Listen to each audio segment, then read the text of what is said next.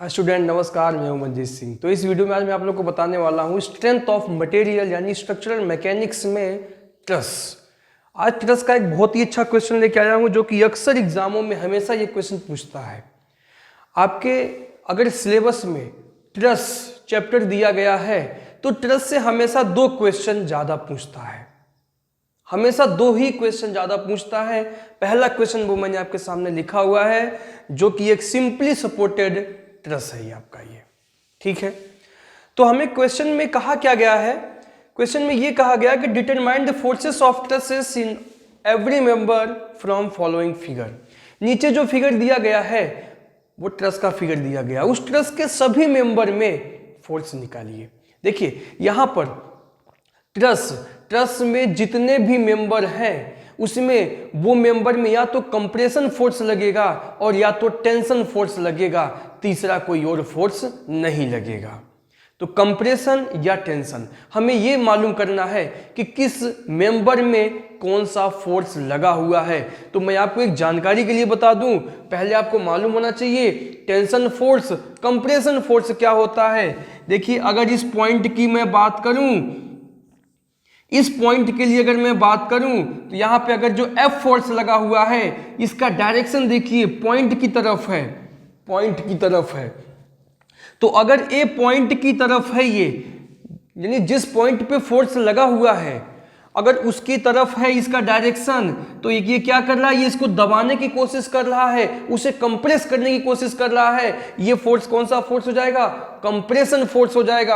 अगर इसी को मैं कुछ इस प्रकार से लिखूं कि ए पॉइंट है, यहां पे जो फोर्स लगा हुआ है वो किसी इस डायरेक्शन में लगा हुआ है, तो इसका मतलब क्या है, ये जो एफ फोर्स लगा हुआ है वो इस पॉइंट को आगे की तरफ खींचने की कोशिश कर रहा है, यानी ये टेंशन फोर्स है। तो अब हमें टेंशन फोर्स कंप्रेशन फोर्स पता चल गया। कंप्रेशन फोर्स ऐसा फोर्स होता है जो कि उस पॉइंट को दबाने की कोशिश करता है या उस पॉइंट के जितने भी पार्टिकल्स हैं, जितने भी छोटे छोटे कणों से मिलकर बना हुआ है उसको दबाने की कोशिश कर रहा है, वो कंप्रेशन फोर्स है। अगर उसको फैलाने की कोशिश करेगा वो टेंशन फोर्स है। तो हमें क्या करना है कि यहां पे जितने भी मेंबर हैं, जितने member means AC, CD, BE, ED, ये जितने भी मेंबर बने हुए हैं ये सभी मेंबर में हमें क्या निकालना है, फोर्स निकालना है कि कौन सा फोर्स है, टेंशन फोर्स है या कंप्रेशन फोर्स है। एक मैं बात आपको और बोलता हूं, मान लीजिए कोई मेंबर AB है। देखिए ये कॉन्सेप्ट अगर आपका क्लियर है तो आपको कोई प्रॉब्लम होने वाला नहीं है।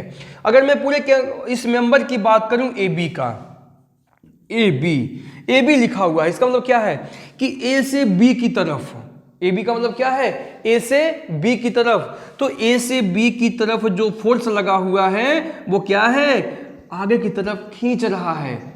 अगर AB वर्ड लिखा हुआ, AB शब्द लिखा हुआ है तो जो पहला अक्षर यहाँ पे लिखा होगा उसको आप समझ लीजिए कि ये कोई पॉइंट है, और इस पॉइंट के रिस्पेक्ट में आप सोचिए कि ये डायरेक्शन जो बना है फोर्स का वो इस पॉइंट पे क्या इफेक्ट डालता है। तो ये डायरेक्शन इस पॉइंट को आगे की तरफ खींचने की कोशिश कर रहा है। तो AB में कौन सा फोर्स लगा हुआ है, टेंशन फोर्स लगा हुआ है।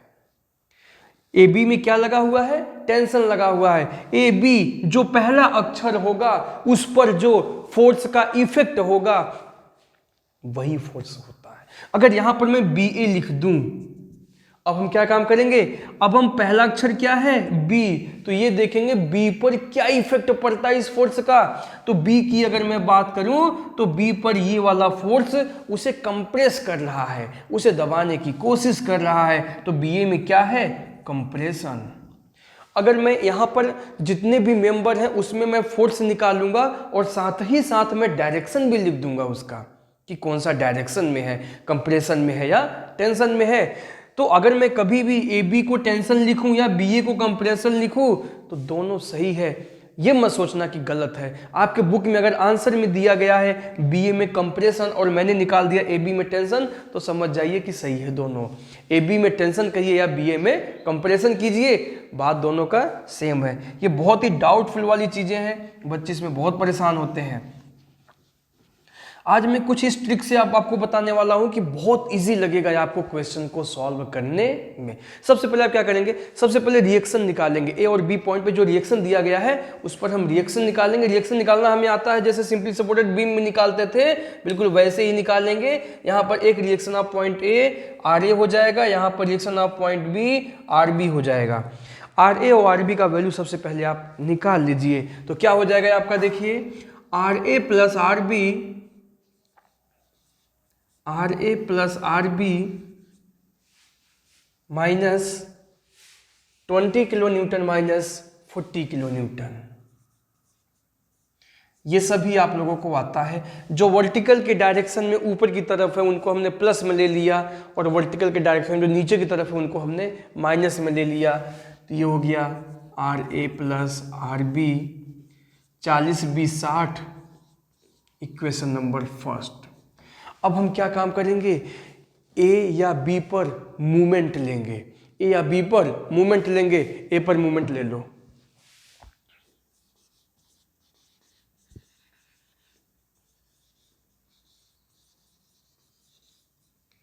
जब ए पर मूवमेंट लेंगे तो क्या हो जाएगा, R B force into perpendicular distance, R B into यहां से लेके यहां तक का डिस्टेंस कितना है, 4 और 4 8 मीटर। ये एंटी क्लॉकवाइज प्लस में हो जाएगा, आर बी इंटू 8।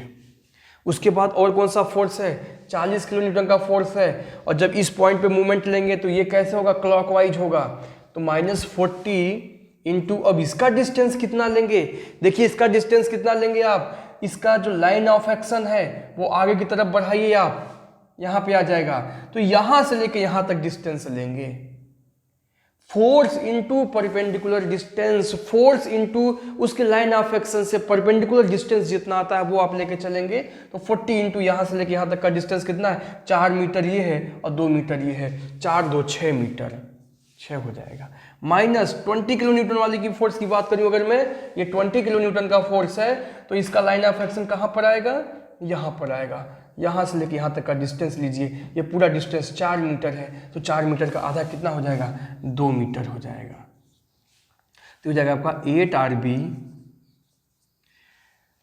240 और 40 280, आर बी बराबर हो जाएगा आपका 8 त्रिक 24 8 पंचे 40 35 किलो न्यूटन। ये वैल्यू आप कहाँ पे रखेंगे, इक्वेशन नंबर फर्स्ट में रखिए। R A plus R B, sorry R B का वैल्यू तो आपको मालूम चल गया, 35 किलो न्यूटन बराबर 60, आर ए बराबर 60 माइनस 35, आर ए बराबर हो जाएगा आपका 25 किलो न्यूटन।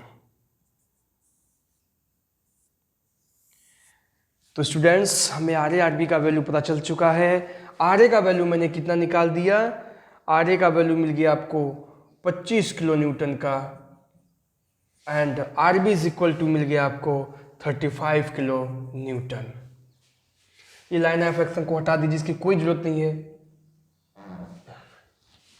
अब इसके बाद क्या करेंगे आप, इसके बाद आपको करना यह है कि प्रत्येक मेंबर में जितने भी मेंबर यूज किए गए हैं उसमें आप कोई न कोई फोर्स मान लीजिए और कोई न कोई डायरेक्शन मान लीजिए।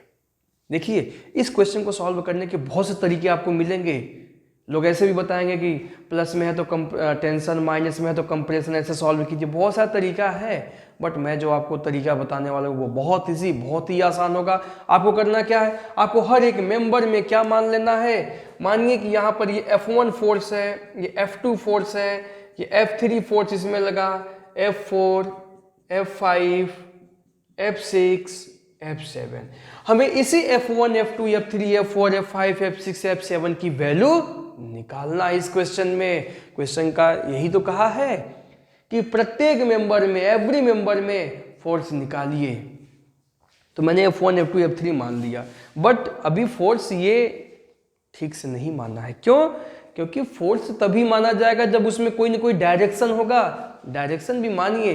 अब देखिए यहां पर डायरेक्शन हम एज्यूम करेंगे अपने से, अभी हमें पता नहीं है कि किस मेंबर में कंप्रेशन होगा, किस मेंबर में टेंशन होगा।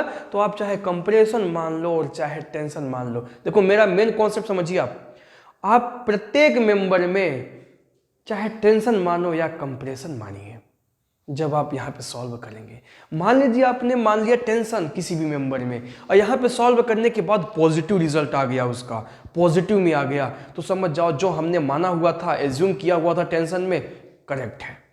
अगर माइनस में आता है समझ जाओ कि मैंने गलत किया हुआ है, तो टेंशन के बजाय फिर लास्ट में आप उसे क्या कर देंगे, कंप्रेशन चेंज कर देंगे। अगर मान लीजिए मैंने किसी मेंबर में कंप्रेशन में मान लिया और यहाँ पॉजिटिव आ गया, मैंने बिल्कुल सही माना हुआ है कंप्रेशन में, पॉजिटिव आने का मतलब है कि मैं जो माना हुआ है यहाँ पर वो ठीक माना हुआ है। अगर निगेटिव आता है तो वो ये निगेटिव आके ये बताना चाहता है कि आप जो माने हुए हो उसको चेंज कर दीजिए, वो नहीं है। चलिए मान लेते हैं यहाँ पर हमने इस डायरेक्शन में मान लिया, यहाँ पर इस डायरेक्शन में मान लिया मैंने, यहाँ पर इस डायरेक्शन में मान लिया, यहाँ पर इस डायरेक्शन में मान लिया, यहाँ पर ऐसे मान लिया। आपका इच्छा जिधर आप चाहो उधर मान लीजिए। अभी लास्ट में जब सॉल्व करोगे ना तो वो खुद ही बता देगा कि हाँ आपने सही माना है या गलत माना हुआ है। अब हमें करना क्या है, एक एक ज्वाइंट को लेके सॉल्व करना है, एक एक ज्वाइंट को लेके सॉल्व करना है, एक एक ज्वाइंट को लेके आपको सॉल्व करना है।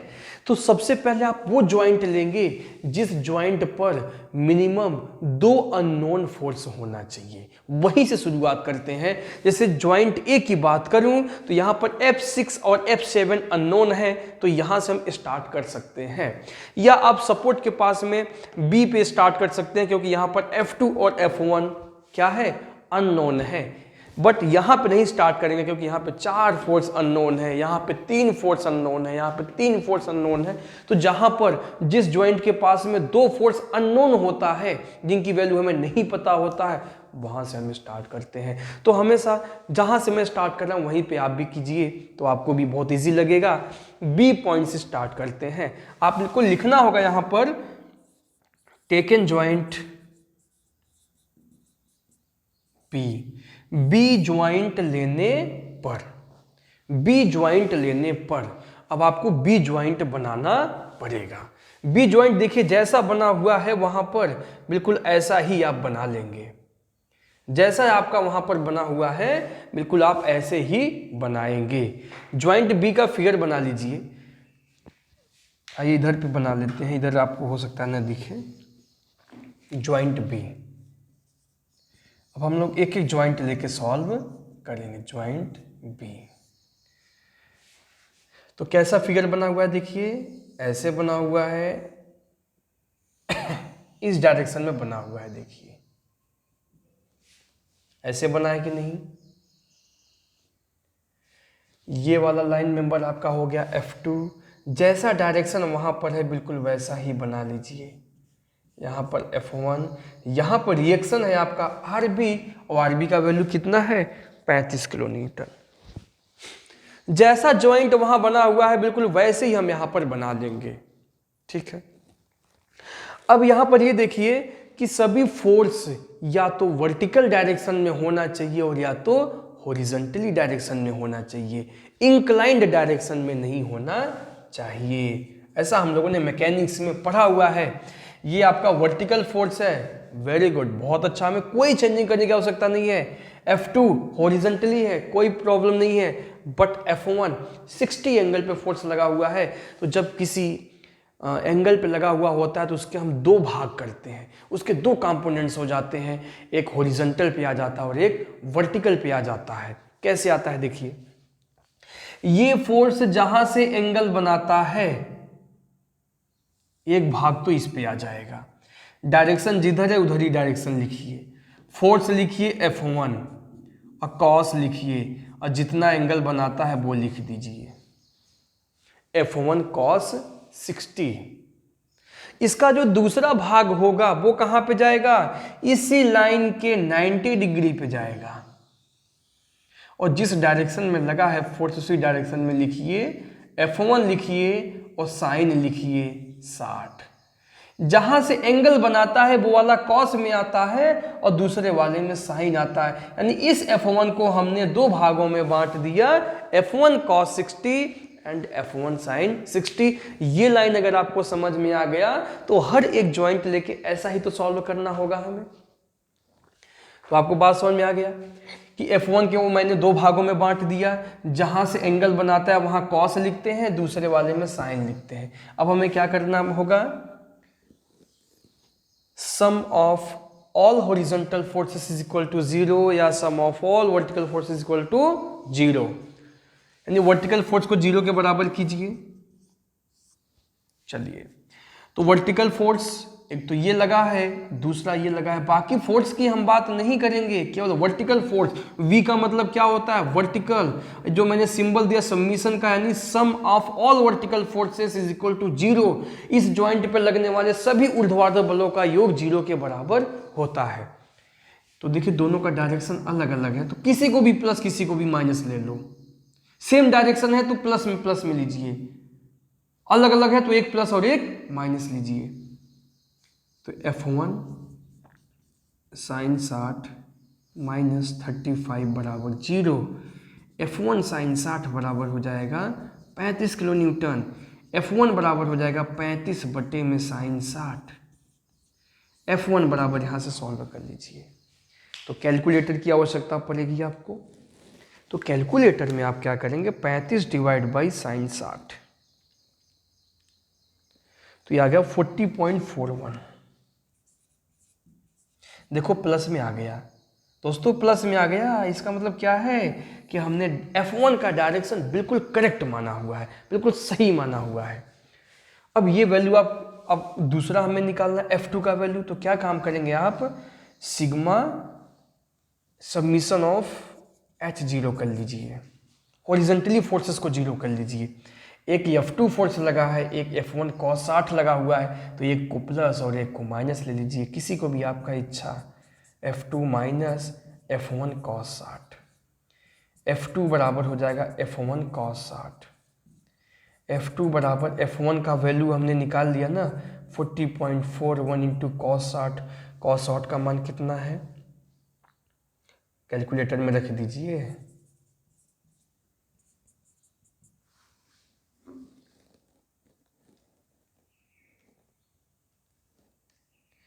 $20.20। दोस्तों मैं एक चीज़ आपको बता दूं, अगर कभी भी F1 का वैल्यू माइनस में आ गया, किस में आ गया, माइनस में, तो यहाँ F1 का वैल्यू माइनस में ही रखना है, ये चीज़ ध्यान देना। माइनस में आएगा तो माइनस में तो रखोगे F1 का वैल्यू, बट किसी और ज्वाइंट के लिए, किसी और ज्वाइंट के लिए हमेशा प्लस में रखते हैं। ये केवल बी ज्वाइंट की ही कैलकुलेशन है, इसलिए अगर कोई वैल्यू प्लस में आता है तो प्लस में रखना, माइनस में आता है तो माइनस में रखना। बट किसी और ज्वाइंट की अगर मैं बात करूं तो यहां भले माइनस में आया है तो वहां पर प्लस में लेना। क्यों, क्योंकि यहां पर माइनस में आ गया तो वो ये बताता है कि आपने डायरेक्शन गलत लिया हुआ है, तो मैं बाद में वहां पर डायरेक्शन चेंज करके सही कर लेता हूं, तो वो वैल्यू पॉजिटिव में हो जाता है, इस वजह से। तो ये दो वैल्यू आपका आ गया। एक हम रफली लिखते चलेंगे। अब देखिए F1 को मैंने किस डायरेक्शन में माना था, अगर बी ज्वाइंट की बात करूं तो कंप्रेशन माना था, तो ये फोर्स कंप्रेशन मेंबर में है, ई ज्वाइंट के लिए भी कंप्रेशन होगा और बी ज्वाइंट के लिए भी क्या होगा, कंप्रेशन। तो आप चाहो एक ऐसे डायरेक्शन और बना के ऐसे कर सकते हैं। इससे क्या पता चलता है ना कि देखिए इसके लिए भी कंप्रेशन होगा, इसके लिए भी कंप्रेशन होगा, नहीं तो आप कंफ्यूज हो जाओगे, क्योंकि बी ज्वाइंट के लिए तो कंप्रेशन हो रहा था और ई ज्वाइंट के लिए टेंशन हो रहा था, इसलिए हम दो डायरेक्शन वहाँ पे दिखा देते उस मेंबर में, और सर्कल बना दीजिए। ठीक है, यहाँ पर हम लोग लिखते जाएंगे F1 इज इक्वल टू 40.41। कैसा है आपका, ये कंप्रेशन है। कैसा है, कंप्रेशन है ये। और या तो हम लोग एक टेबल बना के अभी से चलते हैं, टेबल बनाते रहिए आप। ठीक है, टेबल कैसे बनाएंगे, देखिए आप लिखिए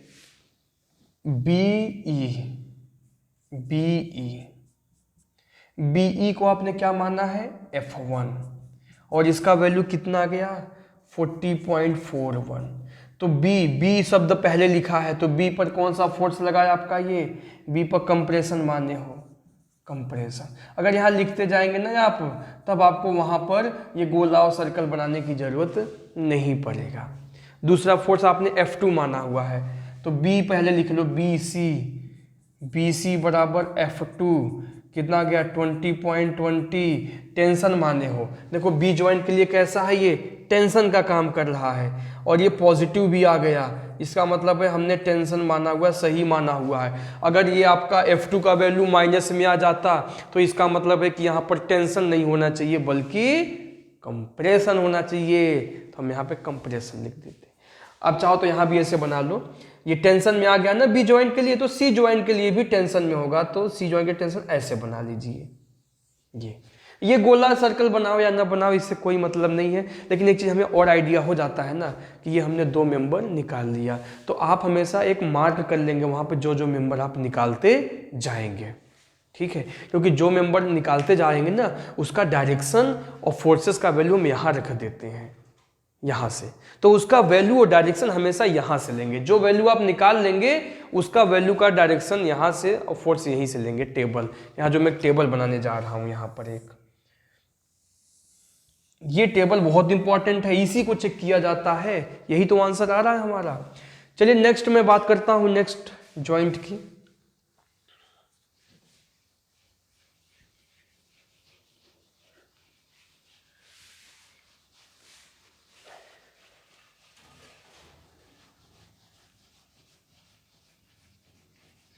फिर कोई ऐसा ज्वाइंट लीजिए जहां पर 2 अननोन है।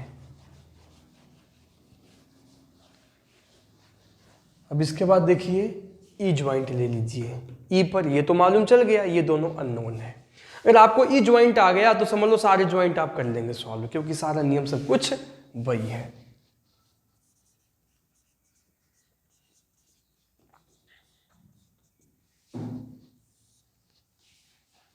कैसा फिगर बना हुआ देखिए,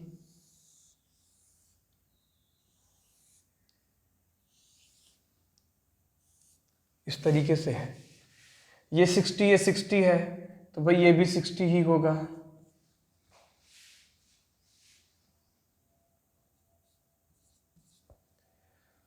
तो ये 40 किलो न्यूटन का इस डायरेक्शन में लगा हुआ है, 40 किलो न्यूटन हो जाएगा।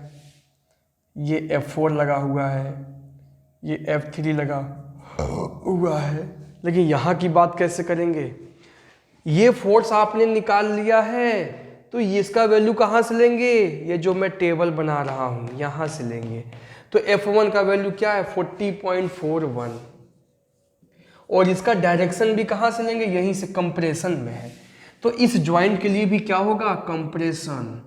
सबसे ज़्यादा बच्चे यहीं पे गलत करते हैं। देखिए ये मेंबर में हमने निकाल लिया कितना फोर्स और कितना डायरेक्शन है उसका, कंप्रेशन है कि टेंशन है, तो जब हमने निकाल लिया है तो यहाँ मैं टेबल बना रहा हूँ ना, तो यहाँ से आप देखिए क्या वैल्यू आता है और क्या उसका डायरेक्शन है। ये मत देखिए कि मैंने यहाँ पे कौन सा डायरेक्शन माना था, भाई मानने पे हम गलत भी तो मान सकते थे ना, इसलिए कभी कभी बच्चे क्या करते हैं यहाँ पे जो डायरेक्शन माने हुए रहते हैं वही यहाँ पे लगा देते हैं, गलत हो जाता है। मान लो कभी निगेटिव आ गया तो हम यहाँ पर तो चेंज कर देते हैं पॉजिटिव, वहाँ पर तो वही रहने देते हैं, तो गलत हो जाता है। इसलिए जो वैल्यू आप टेबल से सॉल्व, जो आप वैल्यू सॉल्व करते जाएंगे वो टेबल में लिखते जाएंगे, उसकी कभी आवश्यकता पड़ेगी उस वैल्यू, तो उस फोर्स का वैल्यू और डायरेक्शन दोनों यही टेबल से आप लेंगे, तो हमने यहाँ से ले लिया, ठीक है। ये भी 60 एंगल है। अब चलिए कोई भी फोर्स इंक्लाइंड में लगा उसके 2 भाग करते हैं। F3 को 2 भाग कीजिए, एक तो जहां से एंगल बना रहा है वहां पर आ जाएगा आपका F3 cos 60, दूसरा इसके 90 डिग्री पे। ऐसा 90 मत कर देना कि इसके 90 ऊपर पहुंच जाओ, नहीं, ये वाला फोर्स, इंक्लाइंड फोर्स जिसको आप 2 भागों में बांट रहे हो, वो दोनों कंपोनेंट्स के बीच में ही कहीं पे आना चाहिए। इसलिए ऐसी गलती मत करना कि साइन वाला इसके 90 डिग्री पे ऊपर लेके जाओ, ये हो जाएगा F3 sin 60। इसको भी 2 भागों में कीजिए, जहां से एंगल बना रहा है आपका ये कॉस में हो जाएगा, और इसके 90 डिग्री पे यानी इस लाइन पर साइन में आ जाएगा। सॉल्व कीजिए, sum of all vertical forces is equal to 0। Vertical force कितने हैं आपके पास, 1 2 3, 3 फोर्स है, 1 2 3, 1 2 3, तीनों में देखिए 2 का डायरेक्शन ऊपर की तरफ है, 1 का डायरेक्शन नीचे की तरफ है। तो किसी एक डायरेक्शन या ऊपर वाले को प्लस, नीचे वाले को माइनस, या नीचे वाले को प्लस, ऊपर वाले को माइनस ले लो। तो ये दोनों ऊपर डायरेक्शन, इसको प्लस में ले लो आप। F3 sin 60 plus 40.41 sin 60 minus 40 बराबर 0। तो F3 sin 60 बराबर क्या हो जाएगा, इस 40 को उधर ले जाओ तो प्लस में हो जाएगा, इसको उधर ले जाओ माइनस में हो जाएगा। F3 sin 60 बराबर क्या हो जाएगा, इसे सॉल्व कीजिए। 40 minus 40.41 sin 60,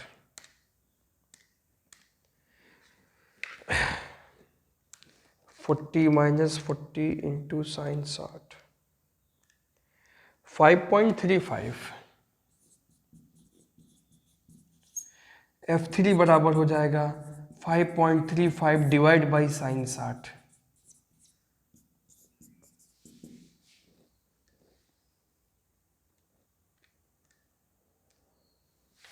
6.18 kilo Newton.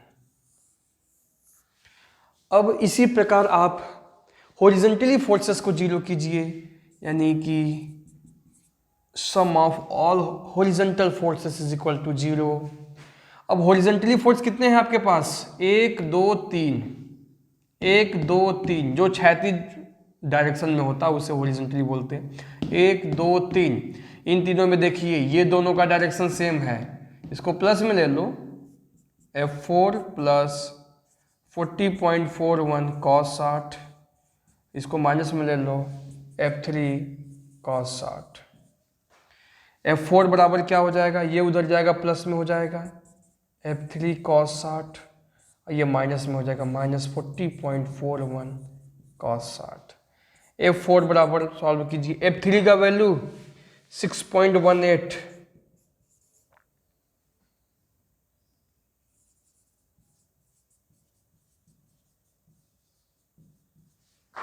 Solve कर लीजिए।